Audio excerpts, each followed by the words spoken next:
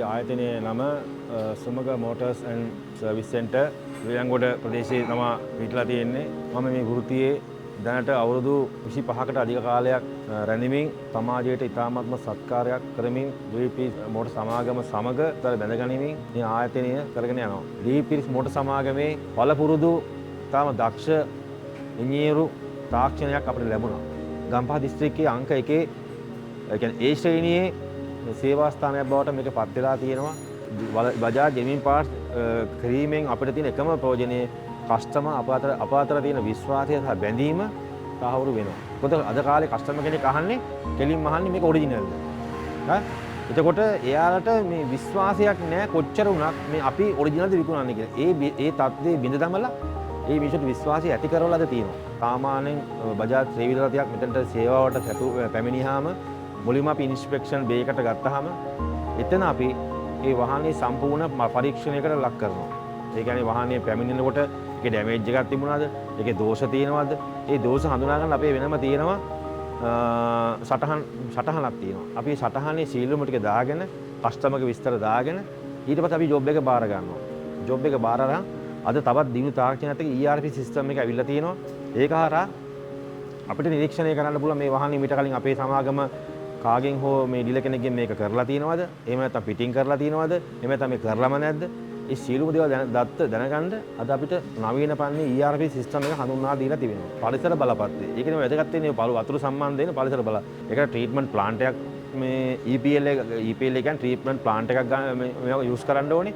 ඒ plant එක හරහා අප ජලය නැවත ප්‍රයෝජනට ගන්න පුළුවන්. ඒ දැන් මෙතන දැනට කෙරෙන්නේ බජාජ් ත්‍රිරෝද රථ, කියුට් රථ සේවාව සහ නඩත්තුව එතකොට ඇක්සිඩන්ට් රිපෙයාර් අපි දැනට කරගෙන යනවා.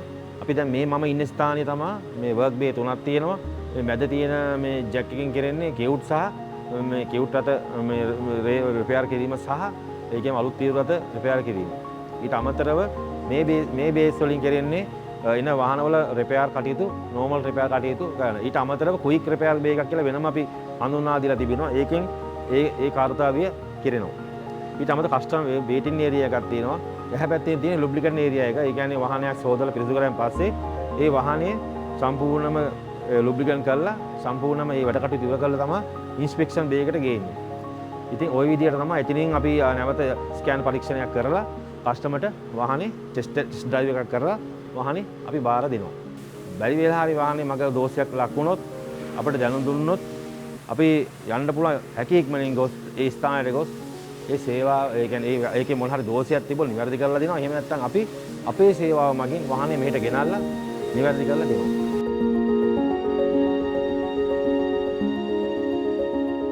ඩේවිඩ් පීරිස් මෝටර් සමාගමේ නියෝජිත ශාඛාවක් වන සුමග මෝටර්ස් දැන් තමයි කතා කරන්නේ. උගේ සේවය ඉතාම කාර්යක්ෂමයි, අවංකයි.